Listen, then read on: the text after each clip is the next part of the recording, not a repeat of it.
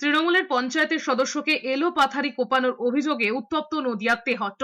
গুরুতর জখম অবস্থায় লতিফ মণ্ডলকে হাসপাতালে ভর্তি করা হয়েছে। হামলার অভিযোগ উঠেছে দলেরই একাংশের বিরুদ্ধে। জেলা পরিষদের তৃণমূল সদস্য টিনা ভৌমিককে আক্রমণ করেছেন তৃণমূল বিধায়ক। পাল্টা দলের বিধায়ক তাপস সাহাকে অভিযুক্ত করেছেন টিনা ভৌমিক। পঞ্চায়েত ভোটে টিকিট না পেয়ে নির্দল হয়ে লড়ে যেতেন লতিফ। জয়ের পর ফিরে আসেন তৃণমূলে। তারপর থেকেই বিবাদের সূত্রপাত। অন্যদিকে দিনহাটায় বিজেপি কর্মীর বাড়ি ভাঙচুরের অভিযোগ উঠেছে তৃণমূলের বিরুদ্ধে। অন্তঃসত্ত্বা স্ত্রীর পেটে লাথি মারা হয়েছে বলে অভিযোগ। তুফানগঞ্জেও বিজেপি নেতাকে মারধর করে বাইক ভাঙচুর করা হয়েছে।